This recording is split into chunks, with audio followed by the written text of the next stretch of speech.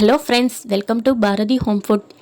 இன்றைக்கி நம்ம சேனலில் கல்யாண வீடுகளில் செய்யக்கூடிய அதே முறையில் அதே சுவையில் ஒரு கோஸ் பொரியல் ரெசிபி எப்படி பண்ணுறதுன்னு பார்க்கலாம் வாங்க. ஃபஸ்ட்டு இந்த ரெசிபி பண்ணுறதுக்கு அடுப்பை பற்ற வச்சு ஒரு கடாய் வச்சுக்கலாம். கடாய் சூடானதும் 4 டீஸ்பூன் எண்ணெய் சேர்த்துக்கலாம். எண்ணெய் சூடானதும் தாளிப்புக்கு 1 டீஸ்பூன் கடலைப்பருப்பு, 1 டீஸ்பூன் உளுத்தம்பருப்பு சேர்த்துக்கலாம். கூடவே அரை டீஸ்பூன் கடுகு சேர்த்துக்கலாம். கடுகு சேர்த்துட்டு ஒரே ஒரு காய்ந்த மிளகாயை கிள்ளி சேர்த்துக்கிறேன்.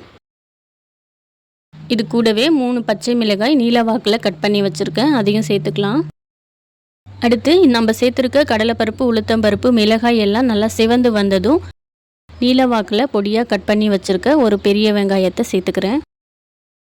அடுத்து இந்த வெங்காயத்து கூட கொஞ்சமாக கருவேப்பிலை சேர்த்து வதக்கிக்கலாம். அடுத்து ஒரு 7-8 பல்ல பூண்டை இந்த மாதிரி பொடியாக நறுக்கிட்டு சேர்த்துக்கலாம். பூண்டை நம்ம கொஞ்சமாக சேர்த்துட்டாலே போதுமானது. பூண்டு நிறையா சேர்த்தா இந்த பொரியலுக்கு அவ்வளோ நல்லா இருக்காது, அதனால் கொஞ்சமாகவே சேர்த்துக்கலாம். இப்போது வெங்காயம் வதங்கி நல்லா கண்ணாடி பதம் வந்ததும் ஒரே ஒரு கேரட்டை இந்த மாதிரி பொடியாக கட் பண்ணி வச்சுருக்கேன், இதை சேர்த்துக்கலாம்.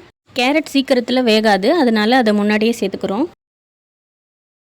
இந்த கேரட்டை சேர்த்து ஒரு 2 நிமிஷம் குக் பண்ணிவிட்டு இது கூடவே ஒரு 6-7 பீன்ஸை பொடியாக கட் பண்ணி வச்சுருக்கேன், அதையும் சேர்த்துக்கலாம். இப்படி பீன்ஸையும் கேரட்டையும் முன்னாடியே சேர்த்துட்டு ஒரு 2 நிமிஷம் குக் பண்ணிவிட்டு அதுக்கப்புறம் கோஸ் சேர்த்து குக் பண்ணிங்கன்னா ஈவனாக வேகும். அடுத்து இந்த பொரியல் கூட சேர்க்கறதுக்காக நான் 1 ஹவருக்கு முன்னாடியே ஒரு 2 டேபிள் ஸ்பூன் அளவுக்கு பாசிப்பயிரை எடுத்து சோக் பண்ணி வச்சுருக்கேன். இப்போது அதை இது கூட சேர்த்துட்டு நல்லா மிக்ஸ் பண்ணி விட்டுட்டு ஒரு 1/4 டீஸ்பூன் அளவுக்கு பெருங்காயத்தூள் சேர்த்துக்கிறேன்.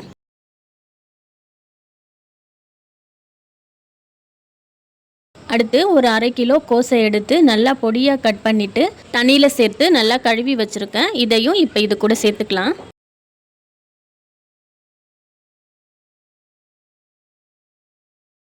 இப்போது இந்த காய் எல்லாத்தையும் நல்லா மிக்ஸ் பண்ணி விட்டுக்கலாம்.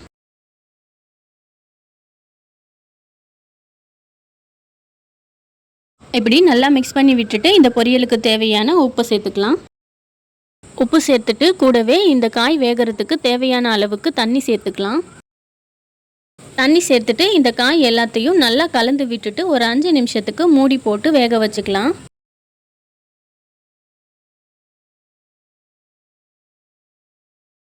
இப்போ 5 நிமிஷம் ஆகிடுச்சு, காய் நல்லா வெந்து வந்துடுச்சு. இந்த காயை நல்லா கலந்து விட்டுட்டு ஒரு 2 டேபிள் ஸ்பூன் அளவுக்கு தேங்காய் திருகலை இது கூட சேர்த்துக்கலாம். இந்த தேங்காய் திருகலை சேர்த்துட்டு ஒரு முறை நல்லா மிக்ஸ் பண்ணி விட்டுட்டு ஸ்டவ்வை ஆஃப் பண்ணிக்கலாம். அவ்வளோதான் ஃப்ரெண்ட்ஸ், கல்யாண வீடுகளில் கிடைக்கக்கூடிய நல்ல டேஸ்டியான கோஸ் பொரியல் ரெடி. நீங்கள் இந்த பொரியலை எல்லா வித சாப்பாட்டோடையும் வச்சு சாப்பிடலாம், ரொம்பவே டேஸ்ட்டாக இருக்கும். ஒயிட் ரைஸோட கூட நீங்கள் நல்லா பிசைஞ்சு சாப்பிடலாம். ஓகே ஃப்ரெண்ட்ஸ், இந்த கோஸ் பொரியல் உங்களுக்கு பிடிச்சிருந்தா லைக் பண்ணுங்கள், ஷேர் பண்ணுங்கள், பாரதி ஹோம் ஃபுட்க்கு சப்ஸ்கிரைப் பண்ணுங்கள். தேங்க்யூ, தேங்க்ஸ் ஃபார் வாட்சிங்.